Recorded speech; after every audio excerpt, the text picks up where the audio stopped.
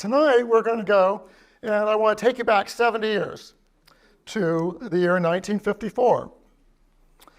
This was a year that proved to be quite eventful in the life of C.S. Lewis, because of Cambridge, actually, where we are right now. He was, of course, born in Northern Ireland. Lewis has spent much of his life as a student in that other place, an academic, Oxford.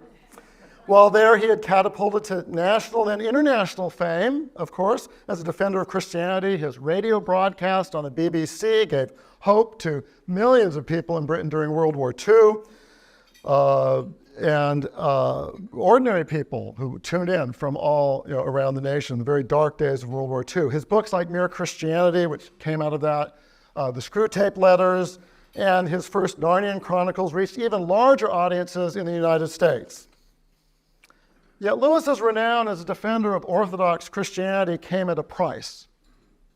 Although he was a brilliant scholar as well as a Christian apologist, he was stuck at the lowest rung of the academic ladder at Oxford. He never rose above the level of a tutor.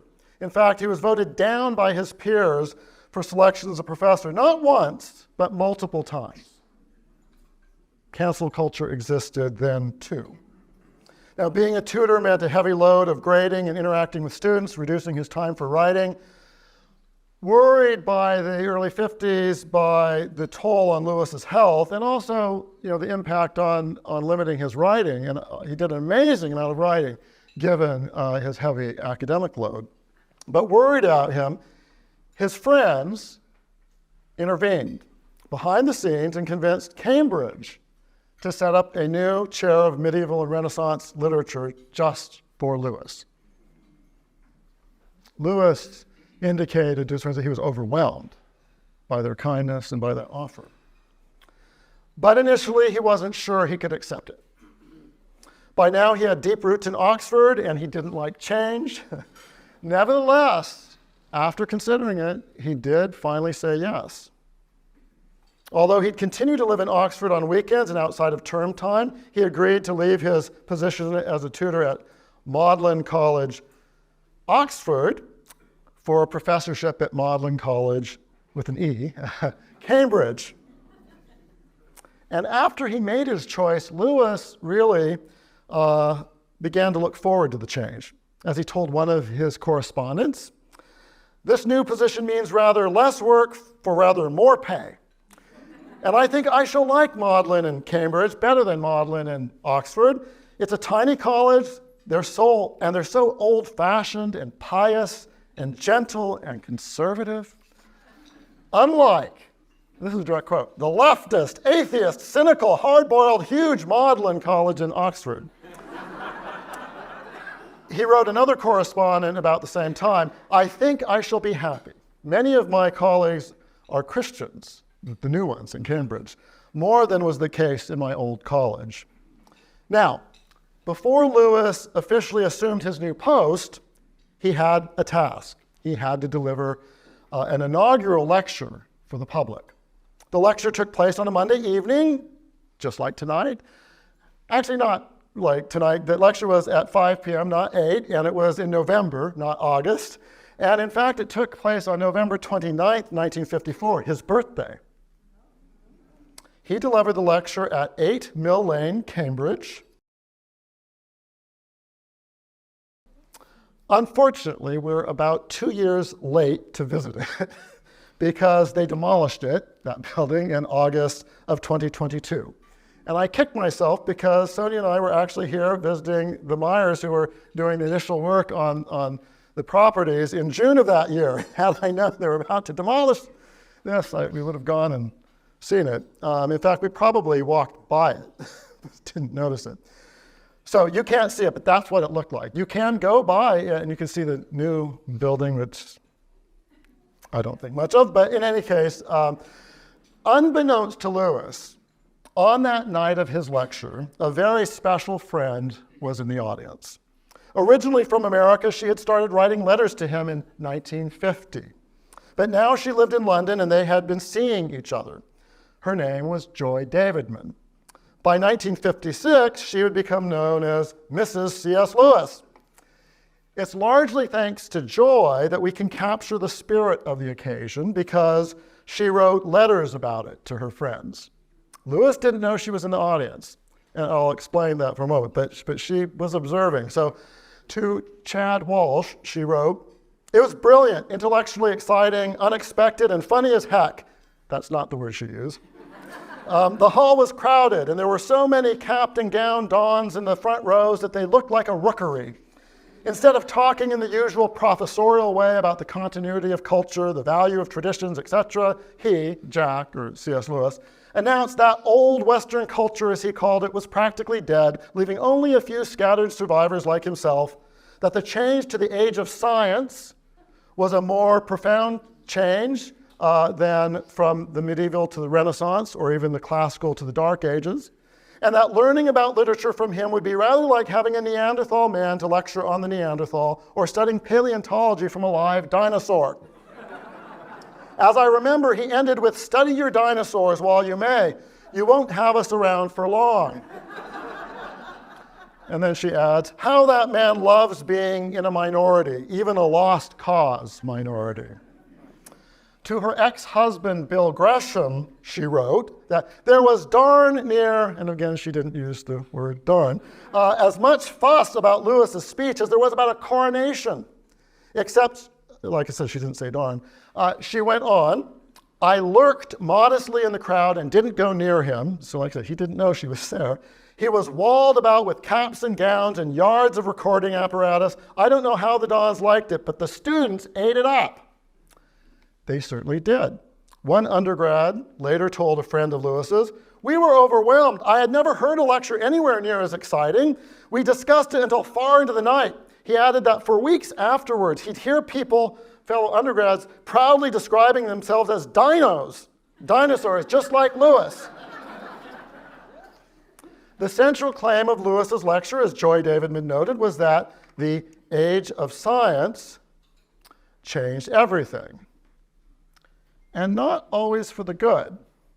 Lewis wasn't a scientist, yet he was intensely interested in the relationship between science and culture. He ultimately wrote 9 books, nearly 30 essays, and several poems that explored science and its cultural impact. His personal library contained more than 36 books and pamphlets on scientific subjects. Several of these books were marked up with underlining and annotations, including his personal copy of Charles Darwin's autobiography. So how did the rise of science change things, according to Lewis? Well, I think the best way to begin to answer that is to let Lewis speak for himself. Literally, it turns out that he taped a version of his Cambridge lecture for the BBC. It ran the next year on Good Friday in 1955, and it was titled The Great Divide. Now, this audio is not generally available, but I happen to have a copy, and so I thought I'd play just a selection for you so you can hear for yourself what Lewis sounded like. And also in the section that I'm going to play, he is describing early modern science in the 1700s and why it didn't yet pose a threat to human society. So listen in.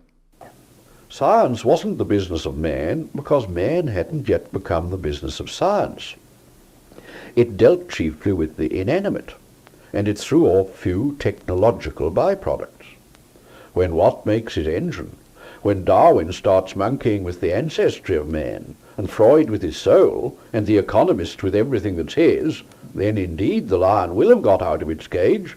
Its liberated presence in our midst will become one of the most important factors in everybody's daily life. Science was not the business of man because man had not yet become the business of science. When it did, said Lewis, when Watt invented his steam engine, when Darwin monkeyed with our pedigree, and when Freud monkeyed with our souls, then watch out. Lewis took pains elsewhere to emphasize he was not anti-science, but he unequivocally opposed scientism, the wrong-headed belief that modern science supplies the only reliable method of knowledge about the world, and it sort of a corollary to that, that therefore scientists should be the ones to dictate public policy and even our moral and religious beliefs simply because of their scientific expertise, or at least people claiming scientific expertise. Now, because Lewis lived in the last century, we might be tempted to think that he inhabited a vastly different world when it comes to the relationship between science and culture. But I'd argue, and I'm going to argue tonight, that in key respects, Lewis's world was very much like our own. Then, as now, certain intellectuals claim that science provides a view of the universe that refutes the traditional religious view. Then, as now, various pundits claim that you were anti-science merely for being skeptical of some claims made in the name of science. And then, as now, some spokespersons for the scientific establishment insisted that public policy should be guided, even commanded, by an elite class of self-proclaimed, in some cases, scientific experts. As I hope to show tonight, Lewis still has important things to tell us about the limits of science. Now, but before exploring the limits of science, I do think it's important to give science its due. As I've said, C.S. Lewis was not anti-science, neither am I. Science has produced wonder-working drugs, miraculous inventions like the jet airplane that allowed me, someone who lives in the Seattle area, to come here in less than 10 hours. It's led to staggering increases in both personal freedom and wealth. My father remained alive and healthy to age 100, actually through age 100. Because of the advances in medical science that cured him of colon cancer twice. We enjoy fresh fruits and vegetables the year round because of technological innovations in transportation and refrigeration. And people of all classes now have instantaneous access to vast online libraries that would make the fabled Library of Alexandria seem provincial. Indeed, the benefits of science today are so amazing they can seem almost magical.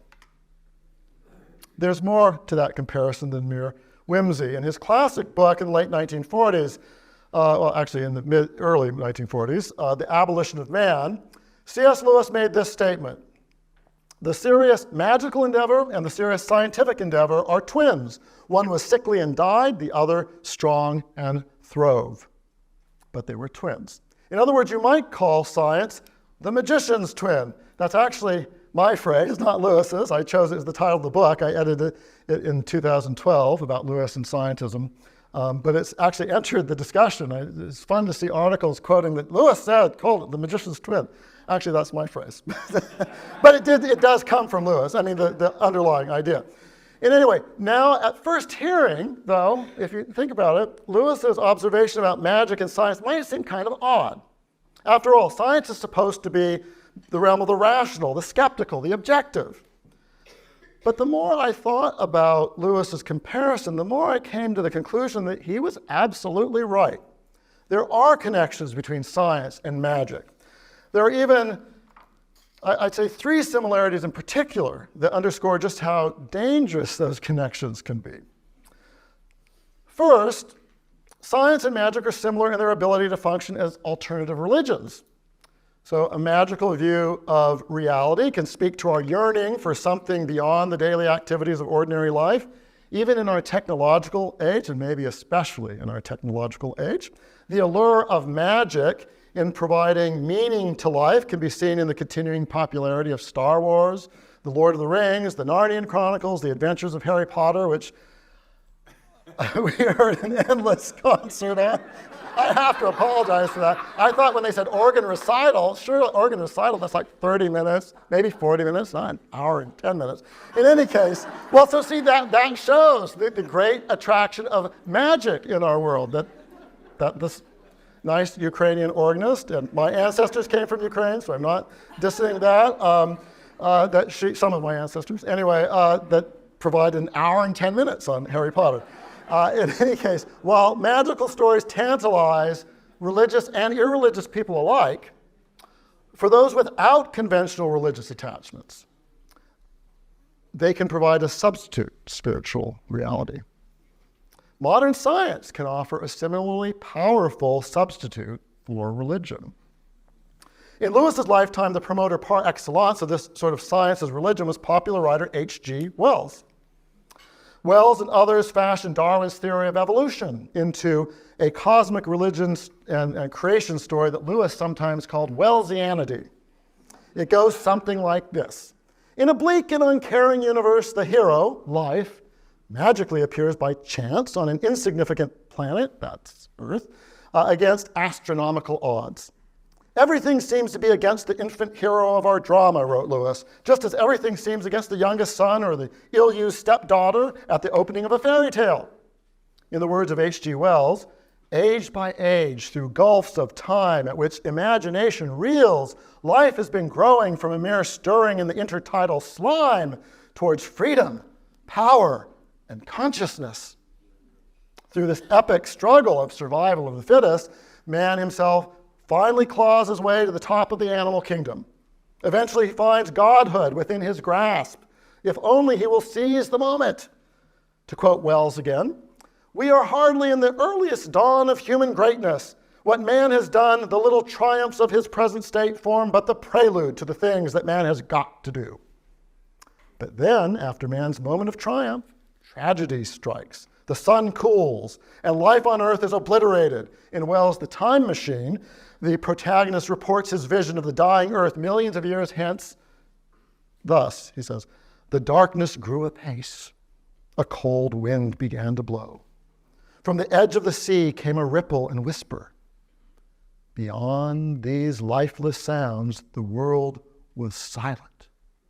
All the sounds of man, the bleating of sheep, the cries of birds, the hum of insects, the stir that makes the background of our lives, all that was over."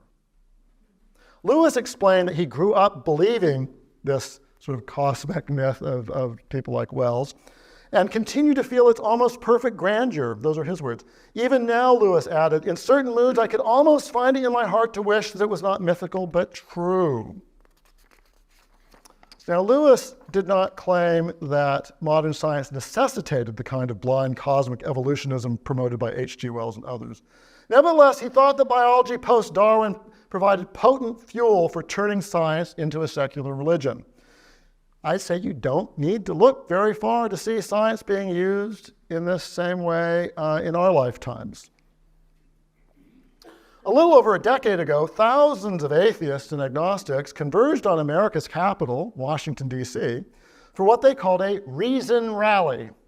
The rally had all the trappings of an evangelistic crusade, but instead of being preached at by Billy Graham, attendees got to hear former Oxford University biologist Richard Dawkins, known for his authorship, of course, of The God Delusion and many other books, and for claiming that Darwin made it possible to be an intellectually fulfilled atheist.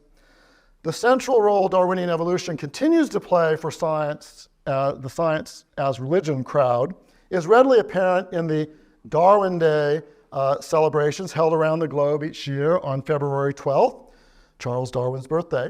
Many of these events take on the trappings of a secular religious holiday. In the words of one Darwin Day enthusiast who posted an improving comment on the official Darwin Day site, "To me, Charles Darwin is more of a god than the one armies had nailed to a cross."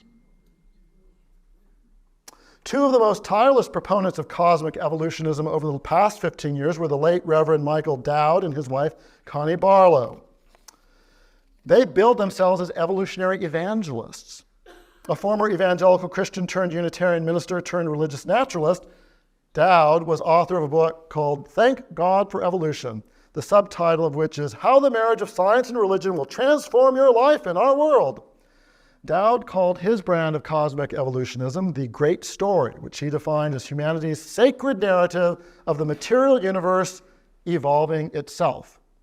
The Great Story came with its own rituals, parables, hymns, sacred sites, evolutionary revival meetings, that was his term, Sunday school curricula, even, quote, cosmic rosaries, unquote, which were necklaces of sacred beads to teach children the fundamental doctrines of materialist cosmic evolution. Dowd attracted widespread support from Nobel laureates, atheistic evolutionists, and a number of theistic evolutionists. For all of his outreach to the faith community, however, Dowd himself dismissed the reality of God just as much as atheist biologist Richard Dawkins. In an article written for Skeptic magazine, he acknowledged that in his view, God is simply a myth, just as people in the ancient world personified oceans as the god Poseidon, and or the sun as the god Sol. Contemporary people personify natural forces and call them God. Hence, Dowd's Great Story was ultimately a drama of the triumph of blind and undirected matter creating itself in a universe where a creator does not exist. Lewis wouldn't have been surprised by efforts to co-opt traditional religion in the name of science, or even to find a lapsed clergyman leading the charge in his novel, That Hideous Strength. How many of you have read That Hideous Strength? Good for you. Those of you who haven't, that's your reading assignment for when you're flying home or something on the plane. In Lewis's novel, That Hideous Strength, the sometime clergyman Strake joins hand in hand with the avowed scientific materialist in the name of promoting a new, this worldly religion, as the impassioned Reverend Strake declares to the, not exactly the protagonist, the person who has all sorts of challenges, Mark Studdock. The kingdom is going to arrive in this world, in this country. The powers of science are an instrument, an irresistible instrument. Science can function as an alternative religion in another way, too. People can ascribe to it godlike powers and a godlike mission for salvation. I'm going to admit, I'm going to give practical examples from the last few years, so if I offend you, I'm sorry, but I'm going to give some examples. Think about in the years leading up to the first of the COVID pandemic, we had, I think this is an interesting background, we had more than 1 million people around the world join annual, what were called March for Science protests in hundreds of cities around the world. Some of these protesters proclaimed an almost messianic vision of scientists and society, exemplified by the slogan, which we'll see, scientists pursuing truth, saving the world. I'd say the COVID-19 crisis took the messianic vision of science, at least in America, to an entirely new level. Consider some of the more extreme adulation of Dr. Anthony Fauci. People started wearing masks with the slogan, trust Fauci. And a Harvard scientist even tweeted, in Dr. Fauci we trust, a play on the national motto of America, of in God we trust. Like magic, science can and does function as a religion for many. Okay. A second way that science and magic can be similar is their encouragement of a lack of skepticism. Now, this may seem counterintuitive as well. In the words of Richard Dawkins, science is based on verifiable evidence, while religious faith, cue in the hisses and boos for him, I mean that he's expecting you to say, yeah, religious faith, which Dawkins views as a kind of magic, not only lacks, he says, evidence, its independence from evidence is its pride and joy. Tell that to the great natural theologians that Steve Meyer talked about this morning. They would not accept that, nor would I, nor should you, the idea that that religion not only lacks evidence, its independence from evidence is its pride and joy. But that's Dawkins' dig at religion, where science is based on verifiable evidence. Yet, as Lewis well knew, scientific thinking, no less than magical thinking, can spawn a kind of credulity. Lewis explained that one of the things he learned by lecturing at Royal Air Force camps during the Second World War, he would go around and lecture there. In fact, he may have even lectured at the one, there was a pretty large Air Force encampment fairly near Cambridge. I'm not sure whether he talked at that one, but what struck him in engaging with ordinary people, non-academics, was how the real religion, that was Lewis's terms, of many ordinary people in Britain at the time was a completely uncritical, quote, faith in science, unquote. Indeed, Lewis was struck by how many of the men in his audiences did not really believe that we have any reliable knowledge of historic man, but this was often curiously combined with a conviction that we knew a great deal about prehistoric man. Doubtless because prehistoric man is labeled science, this is Lewis's, I'm reading, which is reliable, whereas Napoleon or Julius Caesar is labeled history, which is not. Labeled science. But it wasn't just ordinary people who exhibited a credulous acceptance of claims made in the name of science, according to Lewis. In That Hideous Strength, again, when the young sociologist Mark Studdock expresses doubts that the scientific bureaucracy he works for can effectively propagandize educated people, because educated people are smart. They're sensitive. They think things through. They can't be bamboozled. So when Mark Studdock says, he doubts that what he's doing, that they could bamboozle or propagandize the educated people, the head of the bureaucracy's special police force, Ferry Hardcastle, responds, "Why, you fool, it's the educated reader who can be gulled. All our difficulty comes with the others. When did you meet a workman who believes in the newspapers? He takes it for granted that they're all propaganda and skips the leading articles. We have to recondition him. But the educated public, the people who read the highbrow weeklies, those people don't need reconditioning. They're all right already. They'll believe anything. For Lewis, one leading example of scientism-fueled gullibility of the intellectual classes during his lifetime was what he called evolutionism. Now, we could get into in the Q&A if you want to dig deeper into his views on evolution, but Lewis didn't object in principle to an evolutionary process of common descent, although he did have some practical questions and objections, certainly as his life went on. But in principle, he thought a Christian could accept common descent of human beings from lower animals. But he had no patience whatsoever with the broader Darwinian idea that matter magically turned itself into complex and conscious living things through a blind and unguided process. Lewis lamented, "The modern mind accepts as a formula for the universe in general the principle that almost nothing may be expected to turn into almost everything without noticing that the parts of the universe under our direct observation tell a quite different story." This sort of credulity drew on a number of false analogies, according to Lewis. The oak coming from the acorn, the man from the spermatozoan, the modern steamship from the primitive coracle. The supplementary truth, Lewis wrote, that every acorn was dropped by an oak, every spermatozoan derived from a man, and the first boat by something so much more complex than itself as a man of genius, is simply ignored. Lewis further thought that evolutionism promoted a fatal self-contradiction regarding the human mind. According to the Darwinian view, reason is simply the unforeseen and unintended byproduct of a mindless process at one stage of its endless and aimless becoming. Lewis pointed out the fundamental difficulty in this claim. If my own mind is a product of the irrational, if what seems my clearest reasonings are only the way in which a creature conditioned as I am is bound to feel, how shall I trust my mind when it tells me about evolution? Although science is supposed to be based on logic, evidence, and critical inquiry, Lewis understood that it could easily be misused to promote uncritical dogmatism. And he lived during an era in which this kind of misuse of science was rampant.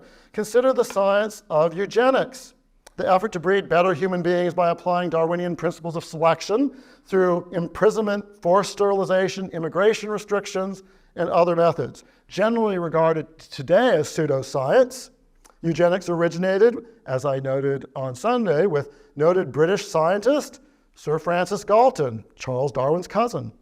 And it found widespread popularity in Lewis's day among the elites in America and the elites in England and in Germany. Eugenics was the consensus view of the scientific community during much of Lewis's lifetime, and those who opposed it were derided as anti-science zealots and reactionaries, standing in the way of progress. In America, eugenics champions included members of the National Academy of Sciences and evolutionary biologists at the nation's top-tier research universities. In Britain, noted eugenist included evolutionary biologist Julian Huxley, grandson of Darwin's bulldog, his friend Thomas Henry Huxley. The United States holds the dubious honor of enacting the world's first compulsory sterilization law for eugenics, but it was Nazi Germany that pursued eugenics with a fervor in the 1930s and 40s that really outstripped most other nations. Not content with merely sterilizing hundreds of thousands of the so-called unfit, Nazi doctors eventually started killing handicapped persons en masse in what turned out to be a practice run for Hitler's extermination campaign against the Jews. The horrors of Nazi eugenics effectively killed off enthusiasm for eugenics in the mainstream scientific community after World War II. But there were other cases where scientific elites showed a similarly breathtaking lack of skepticism during Lewis's lifetime. In the field of human evolution, much of the scientific community was hoodwinked for 2 generations into accepting the infamous Piltdown skull as a genuine missing link between humans and their ape-like ancestors before the fossil was definitively exposed as a forgery in 1953, much to C.S. Lewis's private amusement. If you read his letters, he found it quite funny that it was exposed as a hoax. In the field of medicine, not quite so funny, was the lobotomy, which was embraced by large parts of the medical community. You can see there with the lobotomy is brain surgery, where with a modified ice pick, you can see it sort of there, he's tapping in there, where they're severing the connections in your prefrontal cortex. In the 1940s, lobotomies were marketed as a miracle cure for mental illness by leading scientists and promoted as, quote, always safe, unquote. Someone even won a Nobel Prize for helping to develop the procedure. By the 1950s, an estimated 50,000 Americans were lobotomized, but then it turned out it could render people severely incapacitated, and that the procedure had many more side effects than originally believed or claimed. Or then there's the field of human sexuality, where Darwinian zoologist Alfred Kinsey studies on human sex practices were accepted uncritically by fellow researchers and social scientists for decades, despite the fact that his wildly unrepresentative samples and coercive interviewing techniques made his research little more than junk science.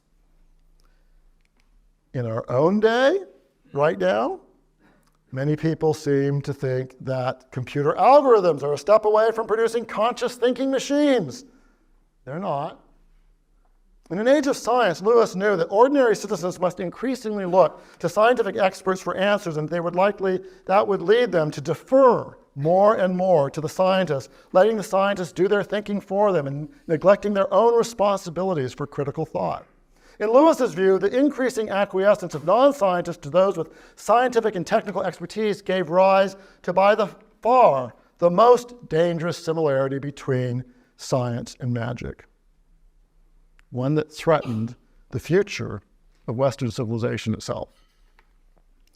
Which brings me to the third and most significant way that science can be similar to magic, the quest for power. Magic wasn't just about understanding the world, it was about controlling it. The great wizard or sorcerer sought power over nature. Similarly, science from the beginning was not just the effort to understand nature, but the effort to control it.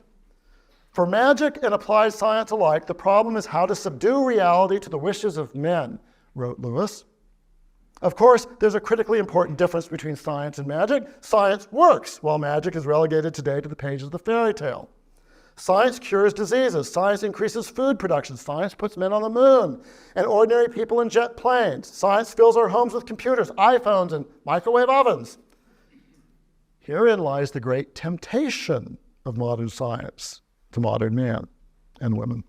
The world as we know it faces apparently insurmountable evils, from hunger to disease to crime to war to ecological devastation. Science offers the hope of earthly salvation through the limitless creativity of human ingenuity, or so the prophets of scientism have claimed over the past century, including evolutionary biologist J.B.S. Haldane during C.S. Lewis's own day. Haldane viewed science as he described it, man's gradual conquest, first of space and time, then of matter, then of his own body and those of other living beings, and finally the subjugation of the dark and evil elements in his own soul. Haldane urged scientists to be actively engaging in changing society and shaping the world's future. C.S. Lewis was not persuaded. He noted, we'll get to that in a moment. He noted that much of science attempts to conquer nature by demystifying its parts and reducing them to material formulas by which they can be controlled. The results of this materialistic reductionism are laudable often. Antibiotics, personal computers, the invention of airplanes again. Nevertheless, when the conquest of nature is turned on man himself, a problem arises, according to Lewis. As soon as we take the final step of reducing our own species to the level of mere nature, he wrote, the whole process is stultified. For this time, the being who stood to gain and the being who has been sacrificed are one and the same. Lewis's point was that by treating human beings as the products of blind, non-rational forces, scientific reductionism eliminates man as a rational moral agent. In Lewis's words, man's final conquest turned out to be the abolition of man. Lewis worried that scientism's reductionist view of the human person would open the door wide to scientific manipulation of human beings. If man chooses to treat himself as raw material, he wrote, raw material he will be, not raw material to be manipulated as he fondly imagined by himself, but by mere appetite in the person of his dehumanized conditioners. Lewis thought there would be no effective limits on manipulation in the scientific age because scientism undermined the authority of the very ethical principles needed to justify such limits. According to scientism, old cultural rules such as man has no right to play God or punishment should be proportionate to the crime were simply byproducts of a blind evolutionary process and could be disregarded or superseded as needed. Thus, any restrictions on the application of science to human affairs ultimately would be left to the personal whims of the elites. Lewis's concern about the powerful impact of scientism on society was already discernible in his narrative poem, Dimer, in 1926. Has anyone read Dimer? Yeah, John Lennox. Good for you, John. I'd encourage you to do it. It's right on the cusp of when Lewis was no longer a materialist. He was an idealist, but he was not yet a Christian. And it's if you want to see where he first used the term shadowlands, it's not in the Narnian Chronicles, it's actually in Dimer. It's a very interesting. Anyway, his critique of scientific materialism is partly part of that story. The Pilgrim's Regress in 1933 was another example of where he sort of writes about the dangers of scientific reductionism and other things. But by the late 1930s, his alarm was on full display in his science fiction trilogy, which he continued to publish as the world plunged into another world war. It really is significant, and I think most people don't really focus on this, that Lewis spent World War II writing not about the dangers of Nazism or communism, even though he detested both, and he made that clear. But he spent mostly in his novels writing about the dangers of scientism. Scientism was a greater threat, long-term threat in Lewis's view, either than fascism or communism, because it infected representative democracies no less than totalitarian societies. The process which, if not checked, will abolish man, he wrote, goes on apace among communists and Democrats no less than among fascists. That message lies at the heart of his novel, That Hideous Strength, written in 1942 and 1943, but not published until 1945. That Hideous Strength tells the story of a sinister conspiracy to turn England into a scientific utopia.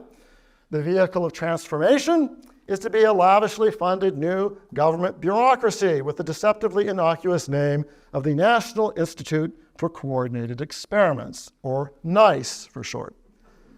The UK today actually has a government bureaucracy named NICE. Apparently, the government officials didn't read Lewis or didn't care or whatever, I don't know, but they use it. Of course, there was nothing nice about the NICE in Lewis's novel. Its goal is to fuse the methods of modern science with the coercive powers of the state in order to take control of our own destiny, as it said. The Institute's agenda reads like a wish list drawn up by the era's leading scientific utopians: sterilization of the unfit, liquidation of the backward races, selective breeding, and real education, which means biochemical conditioning and direct manipulation of the brain. NICE's agenda also includes experimentation on both animals and criminals. The criminals would no longer be punished, but cured, even if their remedial treatment must continue indefinitely. That Hideous Strength resonated with the public, and it quickly became Lewis's most popular adult novel at the time he lived. It's easy, I think, to understand why. 2 world wars and the rise of totalitarianism in Germany and Russia had dampened popular enthusiasm for the message of the scientific utopians. After all, it was hard to view science just as savior when scientists were busily bringing forth poison gas, the V2 rocket, and the atomic bomb. Not to mention new methods of killing the handicapped in the name of eugenics in Germany. To many people, the new age ushered in by science looked more and more like a nightmare than a paradise.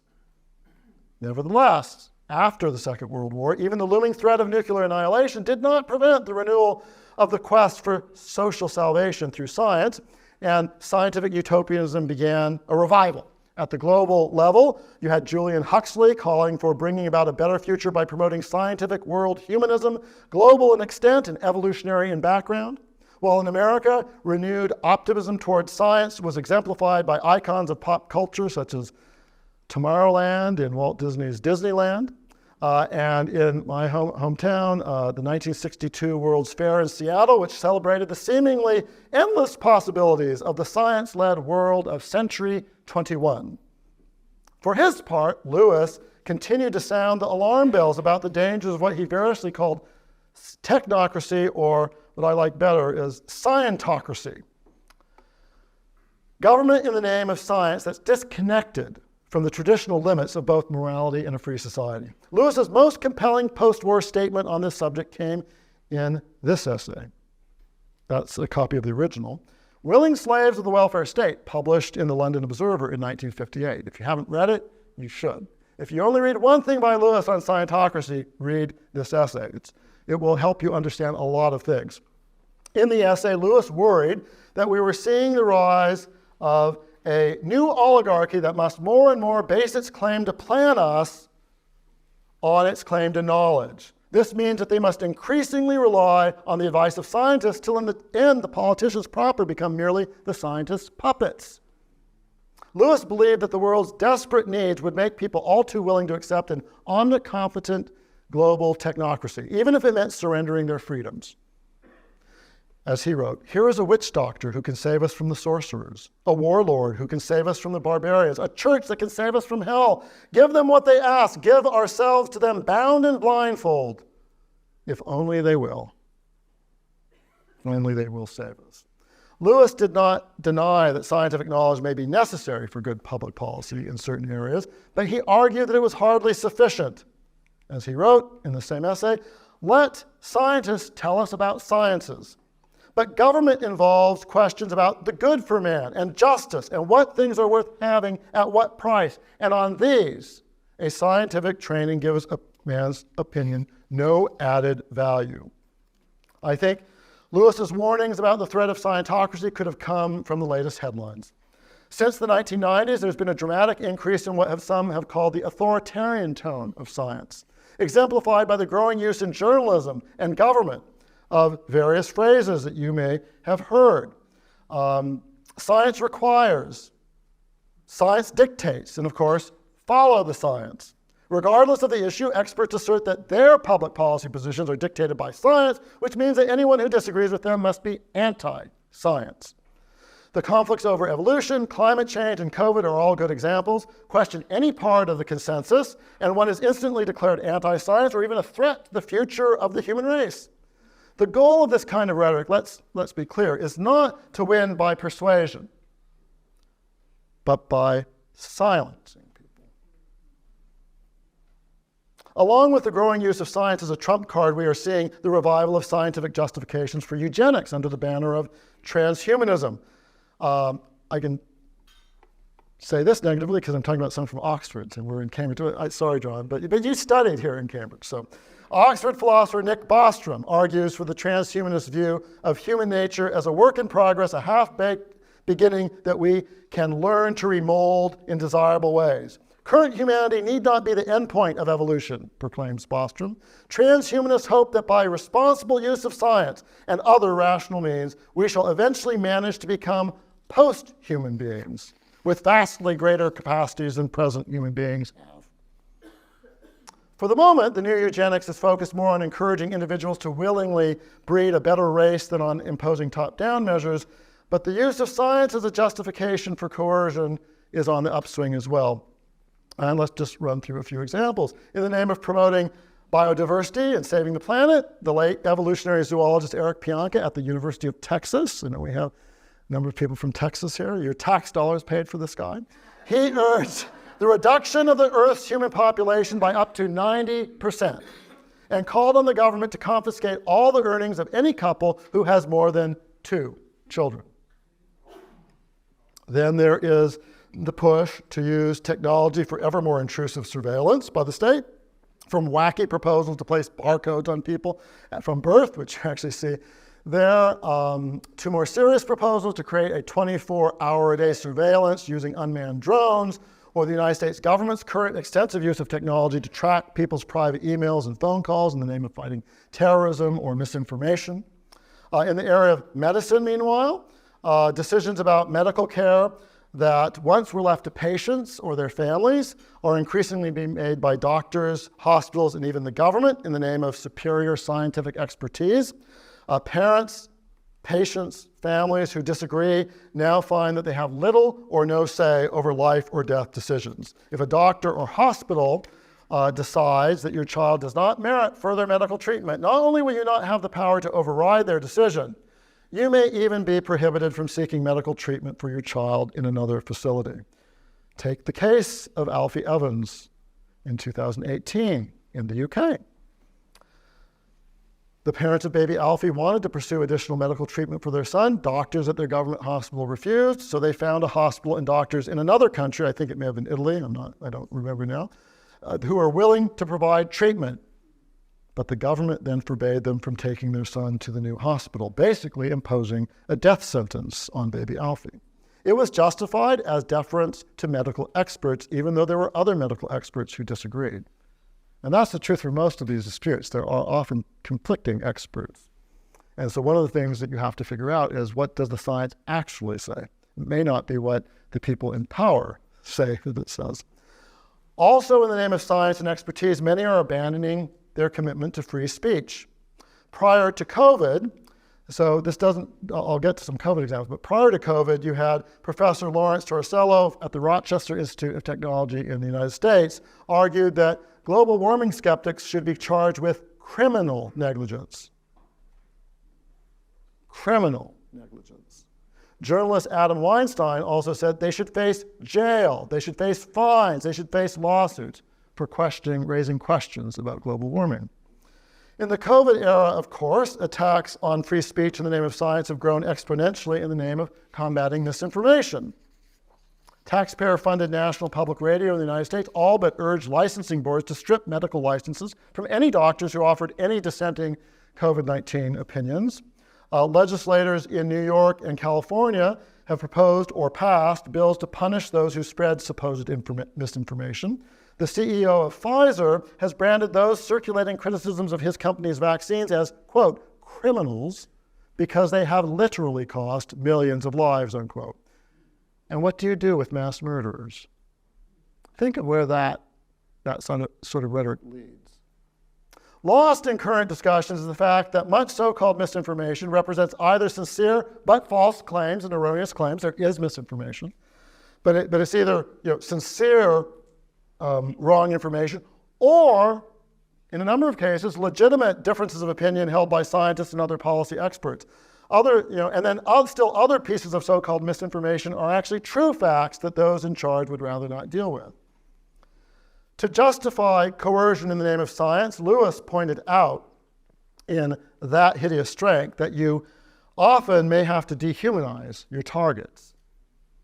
Many Americans experienced that in real time when they were demonized, when they refused, for whatever reason, mandatory COVID vaccinations. Fellow citizens in America who chose not to be vaccinated were branded as, I'm giving actual quotes from what people were called. And if you want documentation, I wrote an essay on this where you can go and look up the citations yourself. But fellow citizens who chose not to be vaccinated were called narcissists, child abusers, and parasites. They were accused of killing off their fellow citizens. Again, these are actual quotes. They were denounced as dangerous people from poorer or less educated parts of society. They were described as a leech on everyone else's participation in making America healthy and safe. A sitting federal judge declared that the vast majority of unvaccinated adults were either, take your pick, uninformed and irrational, or selfish and unpatriotic. A member of a rock band labeled them an enemy of society with a delusional, evil idea. The Prime Minister of Canada called them misogynist and racist. A New York newspaper derided them as low in IQ. The Republican governor of Alabama urged that it's time to start blaming the unvaccinated folks, accusing them of embracing what she called a horrible lifestyle. A former speechwriter for George W. Bush compared the unvaccinated to cancer, calling them the malignant minority. They were a malignancy. The president of France claimed that they were not even citizens. Now, I'm not here to argue about your beliefs about the COVID vaccines. My point is different. This kind of dehumanization in the name of science ought to be repulsive to any fair-minded person, certainly any Christian. The closest analog I can find to anything like this goes back to the social Darwinist eugenics movement of Lewis's own era, where eugenists like Margaret Sanger used the same terminology, and they invoked science to sterilize people they similarly labeled with the same exact labels: parasites, leeches, cancerous growths, and more. And if you want documentation on that, thanks, Steve, for giving me a plug for Darwin Day in America. Go read that book and you'll find plenty of documentation. Lewis's age of Scientocracy has come upon us with a vengeance. So, where do we go from here? Almost done.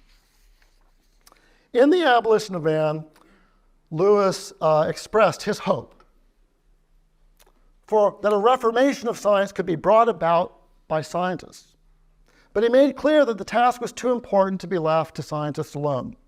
In a free society, scientism requires the cooperation of scientists and non-scientists alike to prevail, and it requires the cooperation of both scientists and non-scientists to be defeated. To defeat scientism, you need both scientists and non-scientists to join together. We need people of courage and independence of thought who can stand up to the magicians of scientism. They need to ask questions, not be afraid to ask questions, challenge assumptions, and weigh the evidence for themselves rather than simply rely on statements of scientific authority. It's not enough to simply acquiesce to the current climate of opinion in science or anything else. I take a very low view of climates of opinion, Lewis commented, noting that in his own subject, every man knows that all discoveries are made and all errors corrected by those who ignore the climate of opinion, unquote. We also need a philosophy of science that allows for a reality that is more than just blind matter in motion. At the end of The Abolition of Man, Lewis issued a call for such a regenerate science that would seek to understand human beings and other living things as they really are, not try to reduce them to automatons of matter. When it explained, it would not explain away, he wrote. When it spoke of the parts, it would remember the whole. Now, Lewis was not quite sure what he was asking for, yet I'd say in recent decades we have begun to see glimmers. New discoveries in biology, physics, and cognitive science. We heard about some of them this morning. If you're here and you're one of our supporters, you know about many of these discoveries. They're raising doubts about the most fundamental tenets of scientific materialism. In physics, our understanding of matter itself has become increasingly non-material. In biology, scientists are discovering intricate biological systems, massive amounts of biological information encoded in DNA and also outside of DNA that seem to point to the reality of mind and purpose behind nature. In cognitive science, efforts to reduce mind to the physical process of the brain continue to fail, and new research is providing evidence that the mind is non-reducible, and needs to be accepted on its own terms. It's non-reducible just to the physical brain. I'd say the intelligent design movement both grew out of these discoveries and has been building on them. So over 60 years after Lewis's death, we are seeing an opportunity, I think, for science to become something more than the magician's twin. Even in the face of surging scientism in the public arena, the potential has opened to challenge scientism on the basis of science itself, fulfilling Lewis's own desire, as he wrote, that from science herself the cure might come, unquote. Let's hope we make most of the opportunity.